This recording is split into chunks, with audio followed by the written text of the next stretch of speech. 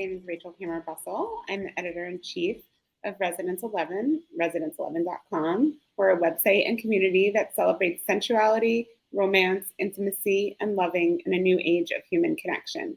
In advance of our first live event happening February 11th, the Residence 11 Desire Summit on Sex and Relationships, we're speaking with Nicoletta Heidegger. And for anyone who wants more information about the summit, go to summit.residence11.com. It will be held in person in Los Angeles and also live streamed, so you can check it out from anywhere. I'm going to tell you a little bit about Nicoletta. Nicoletta Heidegger is a licensed marriage and family therapist and sexologist practicing in Los Angeles. She specializes in trauma-informed sex therapy and equine-assisted psychotherapy. Nicoletta received her BA in psychology from Stanford, her MA in clinical psychology from Pepperdine, and her Master's of Education in Human Sexuality from Widener University. She sees therapy clients in California residents only, virtually, and at her unique ranch office in Los Angeles, where she offers outdoor sessions and equine-facilitated psychotherapy and learning. She also provides coaching, consulting, education, and retreats to folks around the world. When not seeing clients, Nicoletta creates weekly content via her growing hit show, Sluts and Scholars, a sex-positive, shame-free educational podcast where she tries to help keep your sex smart and your smarts sexier. Nicoletta contributes regularly to a variety of columns, podcasts, classrooms, and blogs about sex, relationships, and mental health. And you can find out more about her at nicolettavheidegger.com. So I'm going to be speaking to Nicoletta for about the next 20 minutes. And she will be speaking at the Desire Summit with Mashumi, right? Oh, no, Yana Talon Hicks, but Mashumi is an awesome colleague of mine. We have so many panels and exciting things. I'm like, wait, let me, with Yana Talon Hicks, who I spoke with earlier this week on the topic of navigating mismatched desire, which we're going to talk about more in a little while. So make sure you hit subscribe wherever you're watching this so you don't miss out on any of our upcoming interviews. So Nicoletta, before I ask you about your current work, which there's a lot, you do so many different things. I have a lot of questions, but I want to go back and talk about what did you learn about sex growing up, whether from at home, at school, friends, pop culture, and how have your views about sex changed from those earliest at your earliest education about it? Well, firstly, thank you so much again for having me and folks for tuning in. And Rachel was actually on the podcast before, so y'all should definitely tune into that. But in terms of learning about sex, so I grew up in Los Angeles, and I was pretty lucky to have parents who were somewhat open in talking about sex and relationships. They really gave me a lot of communication and freedom. I wouldn't say they necessarily knew all the quote unquote right things to say if there are, but there was at least an open dialogue about it. And so I would say, early on, I sort of discovered my own body and pleasure and was never really shamed for doing that exploration, which is pretty rare, I think, in our culture. Most people are operating with a sense of shame. I had shame and struggles about other things, but sex was always something that I felt quite grounded and confident in because of that. And so I ended up becoming the person that a lot of friends would ask questions of, or have people pass me notes in our one sex ed class that we got in junior high or high school that was totally BS and barely covered anything. So people would always ask me to ask the questions because they would feel embarrassed about it. And so I feel like I was able to kind of start on a good basis. And that is something that I really hope to help clients and people who listen to the work that I do to help them find that for themselves, because I know how important it's been for me to feel that sense of shame-freeness, whatever the word, about my own life and sexuality. So going from, that early experience, and it's been interesting because I asked most people this question that I've been interviewing, and some people had really good experiences with, sex ed. I don't know if I'd call it comprehensive, but at least, informative, and some had almost nothing. So from then to when you started in this field, what led you to making a career out of, or most of your career out of sexuality and in the sexuality information, Yeah. genre. What led you to want to do that for a living? And can you tell us more specifically, like how you got into the things that you do now? Yeah, absolutely. I mean, I think just because the permission was there to talk about things, to me, that's the first step always. I certainly didn't have comprehensive sex education. And even though this is my field now, I'm still learning every day, all the time. And as you know, there's always more to learn. So that's an ongoing process for me. But I would say it kind of started in high school. My siblings had a babysitter when I was growing up who I kind of became friends with and taught me a lot. She was a little bit older, and she sort of taught me this approach that she wouldn't get physically intimate with anyone unless they went and got STI tested together and knew their status. And this was like unheard of in my like high school class experience. And I thought that was really cool. And so I kind of took that on as my own practice. And have done that ever since. And now it's, I think, more commonplace. And a lot of people emphasize, knowing your status. But in high school, this was like such a new thing. And so that kind of helped me start these conversations. I would say, like most people, when I was young, I had interest in pleasure, but I didn't quite have the words for it or know what it was. And I had a really great therapist growing up. Shout out Dr. Jen Mann, who had some specialization in sex and relationships as well. And so by the time I got to college, I knew I wanted to do something in psychology and mental health because it had been so helpful for me. And I ended up working at the Sexual Health Peer Resource Center at Stanford, where you could, counsel peers and they could come in for free condoms and free information about toys. They could buy toys, they could get STI tested. There were all sorts of things. And so by the time I got to my senior year, I ended up writing a column for the newspaper. I was actually the mascot in school, which was a tree. So I had this column called Sex Talks with the Tree that sounds so ridiculous, but I loved it. And then in graduate school for psychology, I really realized that there was only one class, if at all, offered for therapists on human sexuality. And it was just totally insufficient to cover the breadth of human sexuality. So I knew I wanted to specialize more. And then I think my personal passion and desire for this stuff has just grown. So it all kind of came together. I think that's so. I think rare. I mean, I know what you said about the Stanford, the Sexuality Center. Like, Yeah. I think some schools have a sex week or maybe a class, but I think it is hard to get information that is open-minded. I think it's easy to be sold things or to find, and I don't want to say, oh, it's easy to find porn because, well, it is, and I don't want to. I'm not against porn, but I just think, especially for that age group, all high school and college too, I just think it sounds rare, and I wish there was more chances for college students who are like ripe for exploring to know that they can and to get their questions answered, because who else do you ask if you don't have friends you can ask, or maybe Totally. you're like a trusted older person. I think so many of the questions that people have, I'm not saying they would all be answered, but their fears, I think a lot of them would be lessened if they just had someone being able to say, like, this is normal. Um, And which now I'm that for a lot of people. A lot of people didn't have that or don't know where to find that. And so I'm that for a lot of people. And yeah, the class that I took to be the peer counselor was really comprehensive. I was now looking back at the time, I didn't know what I didn't know, but looking back, it was pretty comprehensive and really sex positive. I think that's, hopefully expanding throughout different university settings. But I mean, my ideal would be that stuff starts in earlier, like from birth essentially. But it's never too late to learn, which is why I'm so grateful that y'all are putting on this event, because there's always more to discover. and And I for some think people, this is their first conversation.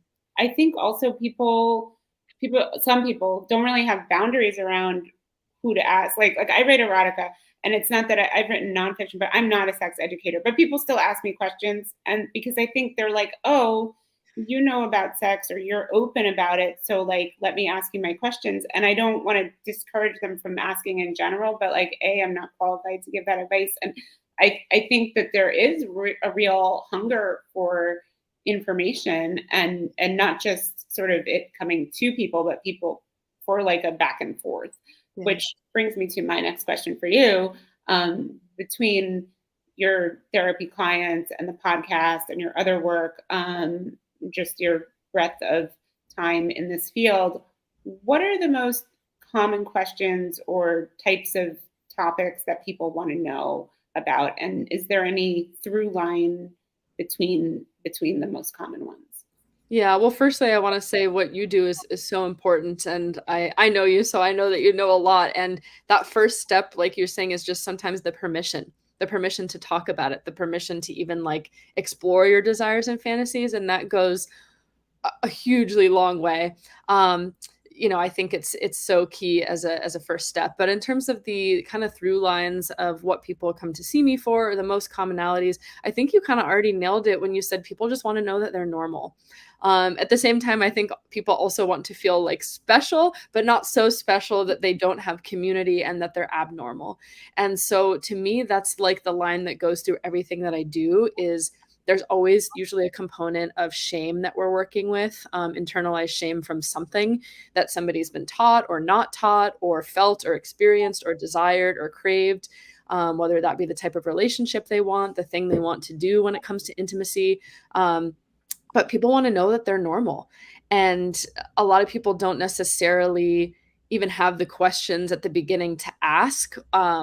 But I think they want the permission to know that it's normal and to find ethical and consensual and fun ways to explore that sense of normalcy. That makes sense. And I toyed with saying this in another interview, and I'm like, I don't know. It's not really giving away someone's secret because I'm not going to say who it is. But I was at a lunch once with like a family member and their friend who were like an older generation than me. And my family member went to the bathroom, and the friend was like, Rachel, before they come back, I was on your website and I went to this link about this sex party, and I wanted to know, like, my husband and I are swingers. Can you tell us about any swinger events for people our age? And it was so interesting because clearly they were confiding this thing in me, because not confiding, because that sort of sounds like it's something bad. They weren't ashamed of it. They just literally wanted information and thought I could provide it. And I think, though, that family member was not a safe space for that, and which is okay. Like, I don't think everyone has to be, but I do think that, there, even with the internet, the internet is a big space. There, it's not always easy to get the answers, even when you have specific questions. Yeah. I mean, and you mentioned porn too. I'm a fan of porn, and most of it, unless it's sort of billed as, educational or like very based in reality, it's entertainment. And so it's a fun entertainment, but it's not comprehensive sex education unless that's what it's actually going for. And so yeah, there is stuff on the internet, but it's easy for me to decipher like what is maybe quote unquote good educational content, but for the consumer, for the young person, it's really hard to know like where to look or who to ask or what to talk to. So I think when someone hears somebody like giving some permission to something, they're like, oh, let me talk to you. Like, it was sort of advised to me in my grad school program to not tell people on a long airplane flight what you do, because then it's like a 5-hour free therapy session. They're like, well, can I talk to you about this, or can I tell you about my mom, or a friend of a friend has a question. It's like sometimes I'm in the mood, but not always for free therapy on a 5-hour can flight. only imagine. That reminds me of one flight I was on, and I usually do not tell people what I do because, like, I just don't have the energy to deal with strangers about that. But I think I don't read erotica like in public. I don't feel comfortable. It's not that I feel ashamed, but I just don't want to be on the receiving end of whatever they're going to say about it. But anyway, I think I had like a postcard for an erotica book and as my bookmark. And I think I was going to London, but I'm not sure. But it was a relatively long flight. And then I got started talking to the guy next to me about erotica. And I think I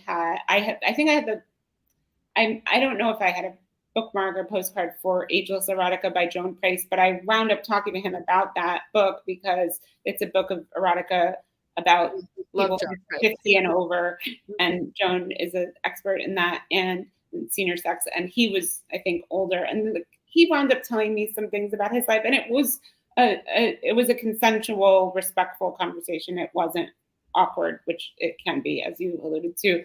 But again, like, I think people do have curiosity, and not in a like sort of gross, non-consensual, like, let me overshare with a stranger way. I think there is just natural curiosity, and I wish there were more sort of peer-to-peer outlets for people to talk about this stuff without, that were as easy as, like, I don't know, like a chat room, but I think you go to I don't know, I'm not super like versed in chat rooms, but I mean, like, just like an everyday place where sex was a more normal part of our daily conversation, as any topic would be. But I think we've, especially in this country, we've made sex so taboo that people like don't talk about it with their friends or peers, and like they don't know who to talk about it with. But anyway, that was Well, I think coming to and finding events like the Desire Summit is a great way to do that,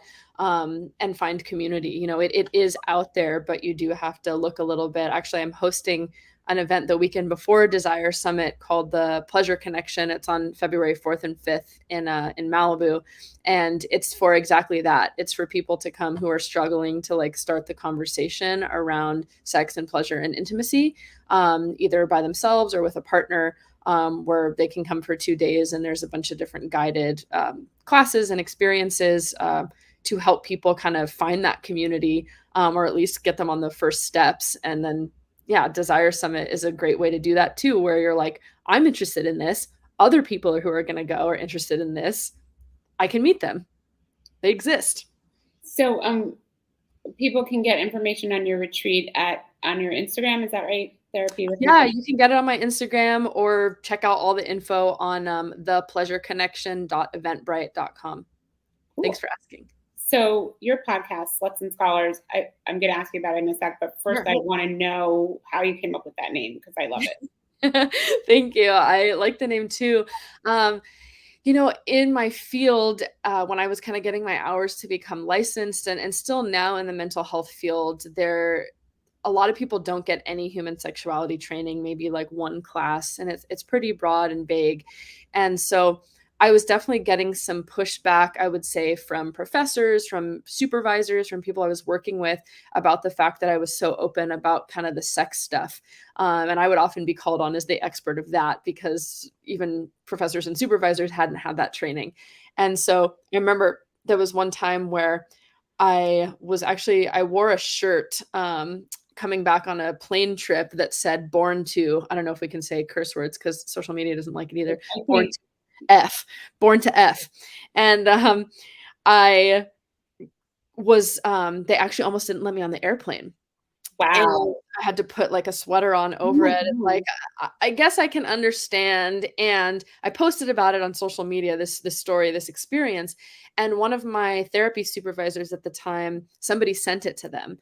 And we had a supervision meeting, which is where you like go over your cases and you learn things with the supervisor once a week. And I remember during our supervision thing, instead of talking about cases, my supervisor basically confronted me and basically asked if I thought it was professional to be a therapist and wear a shirt like that. And I was like, absolutely it is. That's exactly why I'm doing it. I think we should be able to talk openly about this stuff, and I should be able to be someone who enjoys sex and pleasure and is also a professional, of course, with boundaries as well. And so it ended up being this whole long discussion where they were deciding if I should be able to wear that shirt as a licensed professional or becoming a licensed professional. And I'm like, that's the whole reason I'm doing this work. And so I knew I wanted to start a podcast because I wanted to be able to reach a wider audience, where folks didn't have to pay and could get information, and also a great way for me to kind of meet other people in the field and learn and have conversations that I myself wanted to have. And so I was actually at the spa one time with an amazing educator who was a longtime person in the adult entertainment industry, Nina Hartley. And we were talking about how she had been stigmatized against for wanting to teach, and that she's not allowed to teach young people sometimes since she's been in porn. And so the conversation kind of went to this place of like, yeah, why can't we be sluts and scholars at the same time? You know, why can't we love and enjoy and embrace sexuality and enjoy the pleasure that we have and also be taken seriously as a professional, especially as women in the field? And so the podcast was initially to have conversations with diverse professionals, some within the sexuality realm, some without, who do enjoy talking about sex or enjoy having sex and aren't afraid to have those conversations. I love that. And I'm a big fan of Nina's. And I think Yes. you're right that, I think it's really disingenuous to say you're going to treat people around issues of sexuality, but you have to maintain this veneer publicly of not being a sexual person. I mean, that's almost antithetical to, to that goal of helping people around sex. Right. So Sluts and Scholars, how long has it been around? Oh gosh, the time is so weird these days, but I want to say it's been like almost 5 years that I had it, which is wild to say. I'm like, where's the time gone? But yeah, it's been a pleasure and has connected me to some awesome people, including yourself. So that's a very long time. You've covered lots of different sexuality topics. I'd love to know which maybe two or three have been the most popular and which one or two have been your personal favorite. Yeah, I would say probably the most popular topics are around kink and BDSM and non-monogamy. So just different facets of that. I think people are very curious about different ways that exists and can look like, and just different ways that you can be in a relationship and can connect with other people.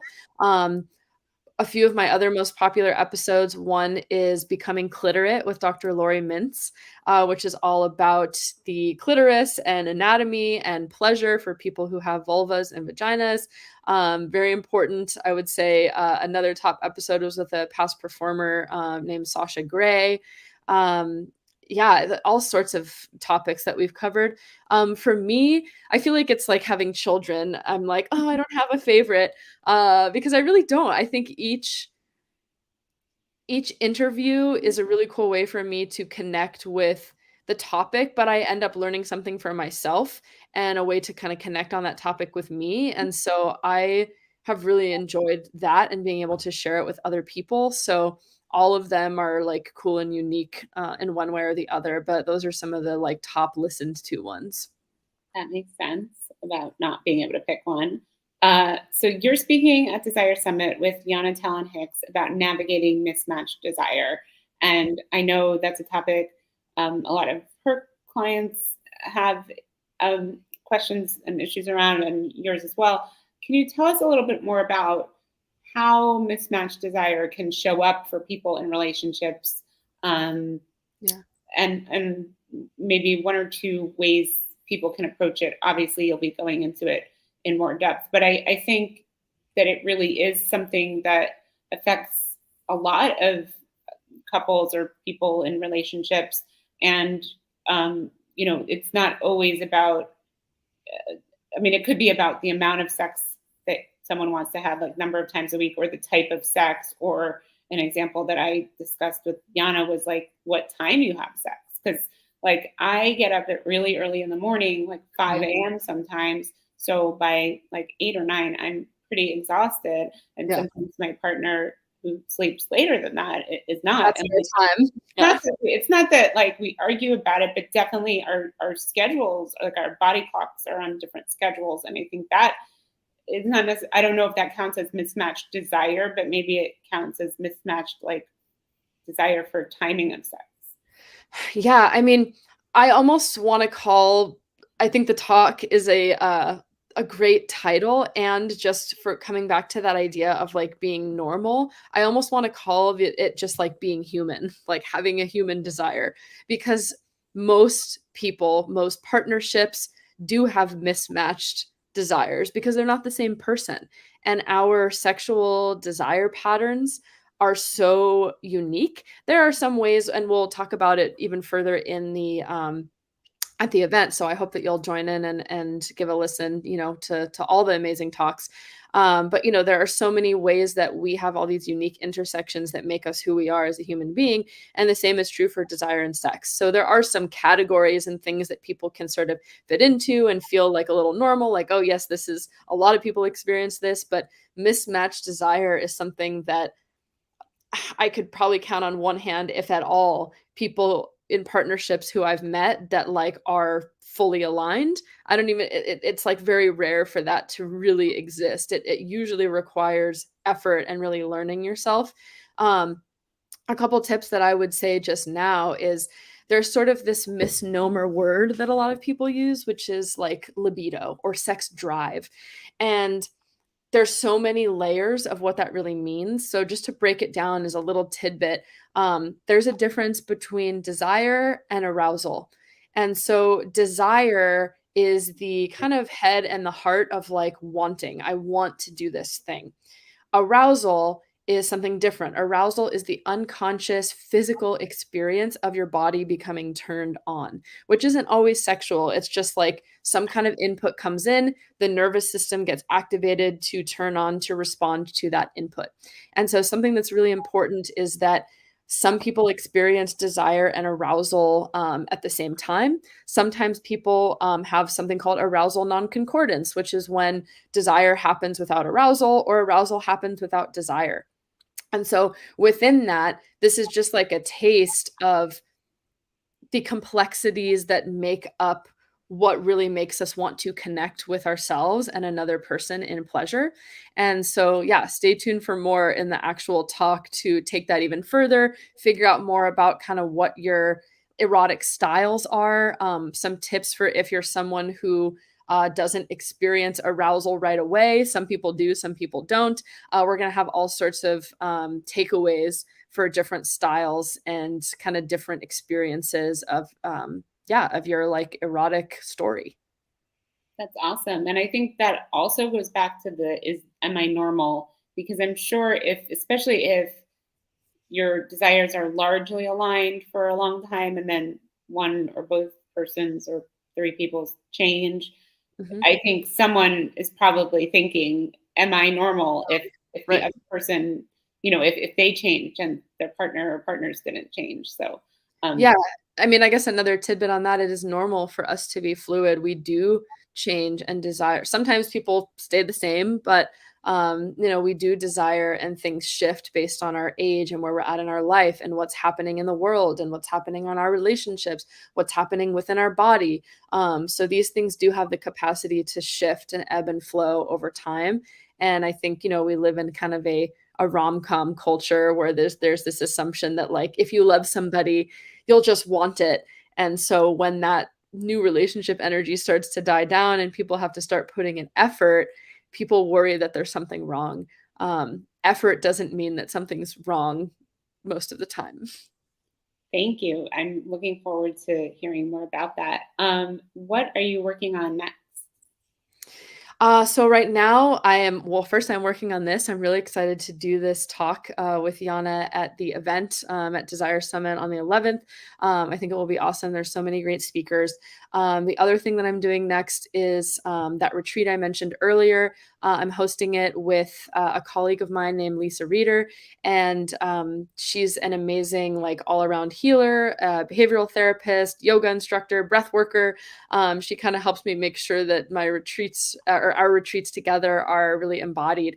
But we are co-hosting together and came up with this retreat called the Pleasure Connection, and we are hosting it in Malibu, which is in Los Angeles, on February 4th and 5th. It's a non-residential retreat, meaning that you can commute or get a hotel nearby. And it's 2 full days where we are helping folks get more in touch with the kind of pleasure they want to have, helping them start or restart the conversations around sex and sexuality to hopefully have more pleasure in their lives. So if you want to find out more about that, you can check out thepleasureconnection.eventbrite.com. Otherwise, you can find me on Instagram, and I'm posting about it there a lot. And your therapy with Nicoletta on Instagram. Yeah, on Instagram, you can find me at Sluts and Scholars or Therapy with Nicoletta. Great. Thank you so much, Nicoletta. And please come hear her talk with Yana Talon Hicks. and lots of others. Saturday, February 11th at Desire Summit in Los Angeles and streaming worldwide. You can visit summit.resonance11.com to get tickets to either the live event or the live streaming. So thank you so much, Nicoletta. Thank you. I'm so happy to be included. See you there.